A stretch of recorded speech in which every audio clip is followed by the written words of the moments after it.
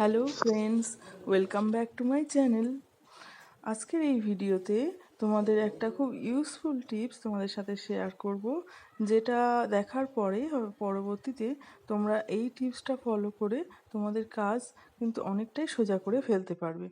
দেখো তাহলে আজকে যে টিপসটা তোমাদের সাথে শেয়ার করতে চলেছি, এই গ্যাস বার্নারটা খুবই ময়লা হয়ে গেছে, খুব পুরনো এবং গ্যাস বার্নার, এবং এটা কিন্তু খুব ময়লা হয়ে গেছে।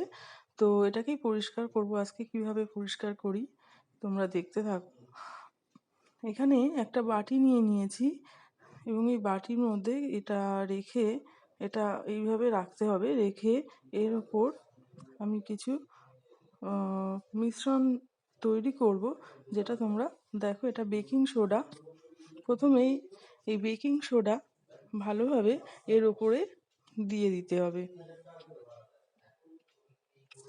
এই বেকিং সোডা এটা কিন্তু আমাদের যেরকম খাওয়ার কাজেও লাগে, তেমন এই বেকিং সোডা দিয়ে কিন্তু কিছু কিছু পরিষ্কার করার জিনিসও আমরা কিন্তু তৈরি করে নিতে পারি।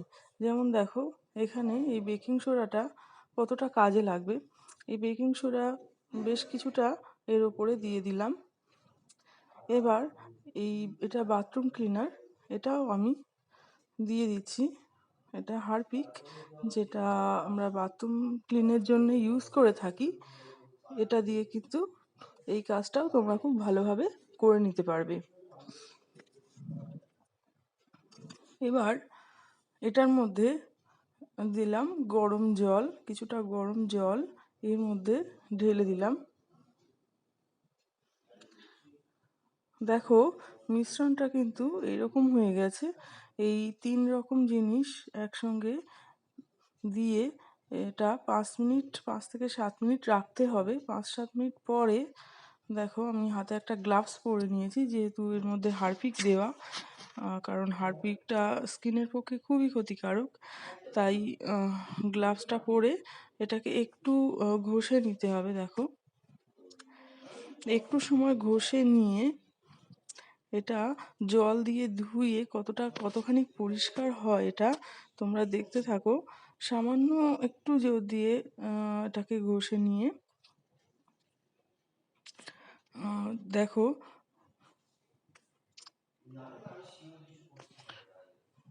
একটা স্কচব্রাইট নিয়ে ঘষে একটুখানি গরম জল দিয়েছিলাম।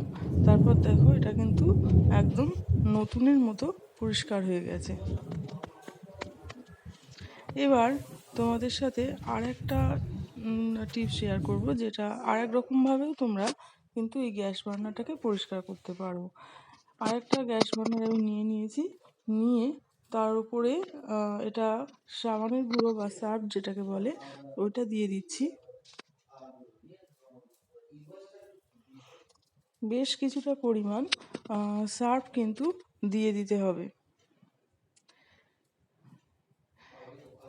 এবার সার্ফটা দেওয়ার পরে এখানে আরও একটা জিনিস অ্যাড করতে হবে, যেটা তোমরা দেখতে থাকো। এটা যেটা আমি দেব এবার, এটা হচ্ছে একটা লিকুইড, যেটা ভিনিগার। আমাদের খাওয়ার কাজেও লাগে এবং আমরা এই ধরনের পরিষ্কার করার কাজেও কিন্তু এটাকে ব্যবহার করতে পারি। এই ভিনিগারটা তোমাদের যদি এরকম হয়, ভিনিগার বা বেকিং সোডা যেটা আগেরবার দিয়েছিলাম পরিষ্কারের সময়, তো এইগুলো যদি এরকম হয় যে তোমাদের রান্নাঘরে আছে, ডেট এক্সপায়ার হয়ে গেছে, তাহলে সেগুলোকে তোমরা ফেলে না দিয়ে এরকম কাজে লাগাতে পারো।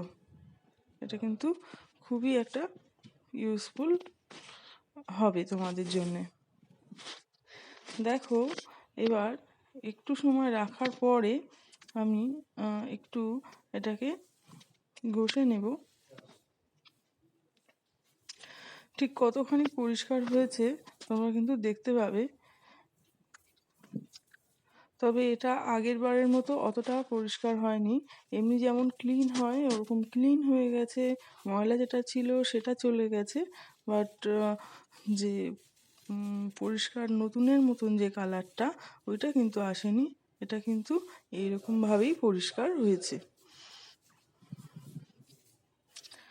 দেখো, দুরকমভাবে তোমাদের আমি পরিষ্কার করে দেখালাম যে কোনটা কতখানি পরিষ্কার হয়েছে। এটা জল দিয়ে ধুয়ে দেখাচ্ছি তোমাদের, এটা এরকমই হয়েছে, এরকম পরিষ্কার এটা হয়েছে। আর আগের বারেরটা আরও ভালো পরিষ্কার হয়েছিল। এই দেখো, দুটো কিন্তু দুরকমভাবে পরিষ্কার করেছি, দুটো দুরকমভাবে পরিষ্কার হয়েছে। তোমাদের যেটা সুবিধা হবে তোমরা সেইভাবে পরিষ্কার করবে, দেখবে তোমাদের কোনটাতে বেশি ভালোভাবে পরিষ্কার হয়। তো আজকের ভিডিওটা আমার এই পর্যন্তই। এরকম যদি ইউজফুল টিপস, ইউজফুল জিনিস তোমাদের কাজে লাগে, এরকম ভিডিও তোমরা পেতে চাও, তাহলে আমার এই চ্যানেলটাকে তোমরা কিন্তু সাবস্ক্রাইব করে রেখো। ততক্ষণের জন্যে টাটা।